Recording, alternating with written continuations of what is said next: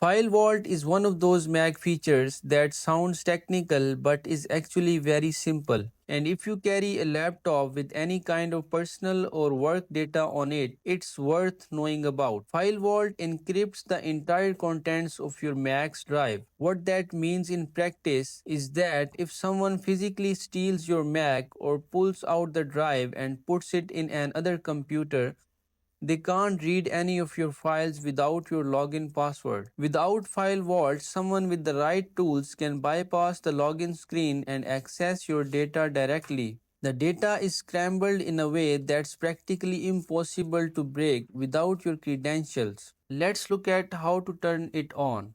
Go to the Apple menu, then System Settings, then Privacy and Security. Scroll down and you will find the File Vault section.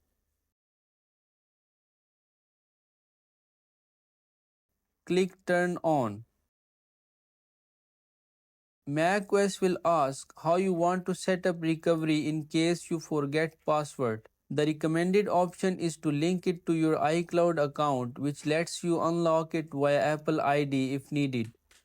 The alternative is a local recovery key, a long string of characters that you need to write down and store somewhere safe.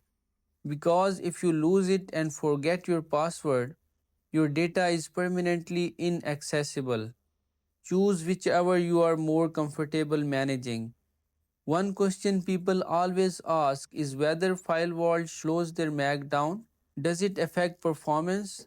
On any Mac with an SSD, which is every Mac sold in the last several years, the performance impact of FileVault is virtually zero. The encryption and decryption happens in the background as you work. And on modern hardware, it's fast enough that you genuinely won't notice it. And should you actually turn it on? If you use a MacBook and take it anywhere outside your home, to work, to a cafe while traveling, yes, turn it on. It's the best protection against your data being accessed if the laptop is ever lost or stolen.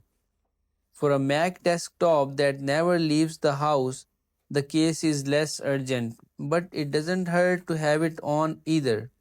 It's free, built in, and takes about 30 seconds to enable. The main thing is just to keep track of your recovery key. Subscribe for more Mac security tips.